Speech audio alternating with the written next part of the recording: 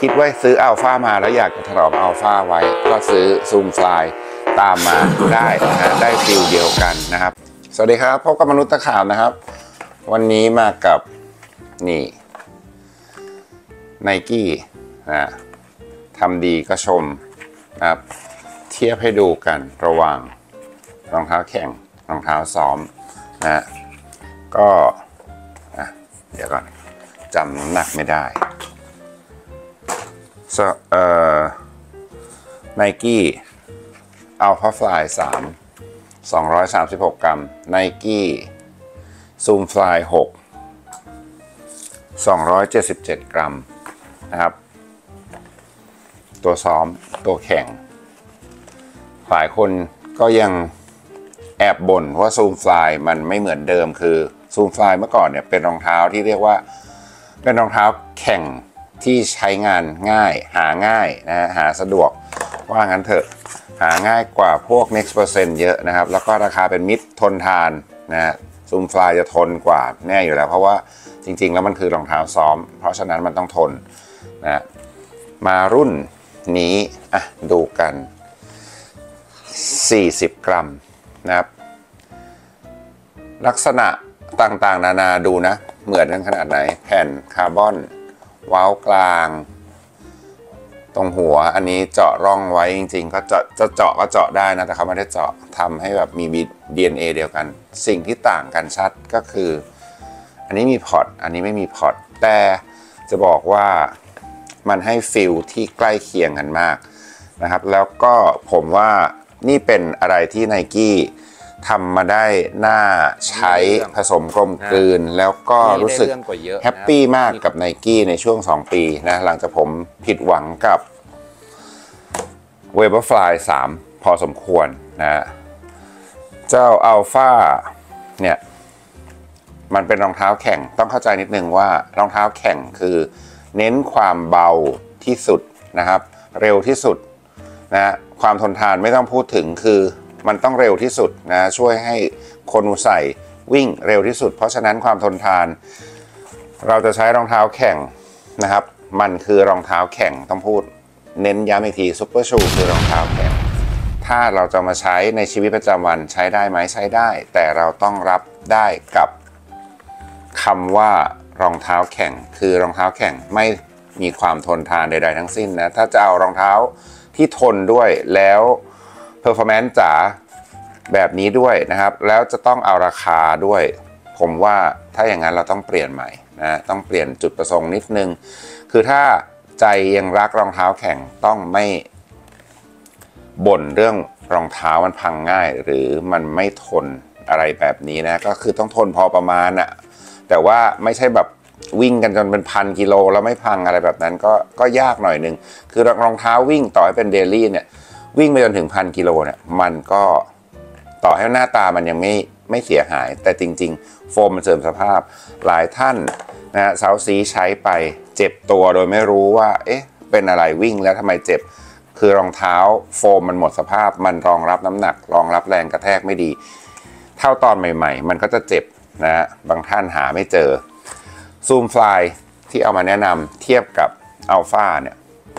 มันมีบุคลิกเดียวกันเป๊ะเรียกว่าเป๊ะเลยจริงๆนะข้อเดียวที่ผมรู้สึกแปลกคือความยาวรองเท้าเท่ากันเป๊ะแต่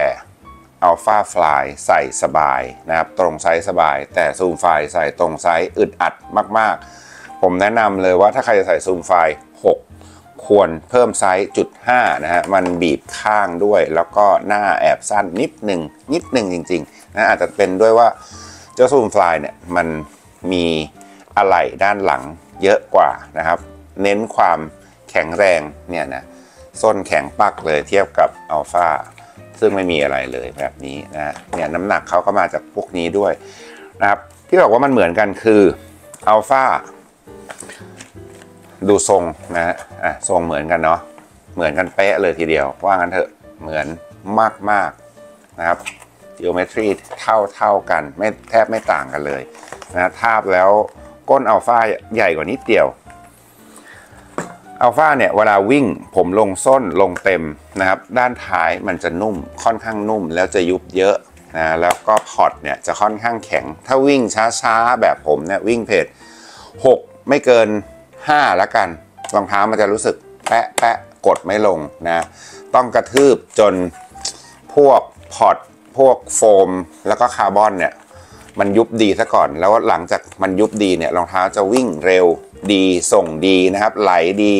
แล้วก็ส่งแรงนะครับแต่ต้องมีความเร็วและมีความแรงกระแทกพอสมควรเจ้านี่ถึงจะไปดีๆนะครับไม่งั้นถ้าวิ่งช้าๆวิ่งอีซี่เนี่ยมันก็จะแปะแล้วก็กระดอนขึ้นเฉยๆนะครับความไหลก็จะน้อยนะฮะมันก็จะแบบแค่หักหัวลงเล็กน้อยแบบนี้แต่ถ้าเหยียบกระทืบได้เต็มแรงปุ๊บมันจะเป็นจังหวะที่แบบสมูทมากวืบปั้งออกไปเลยนะครับยุบแล้วก็ปั้งออกแบบนี้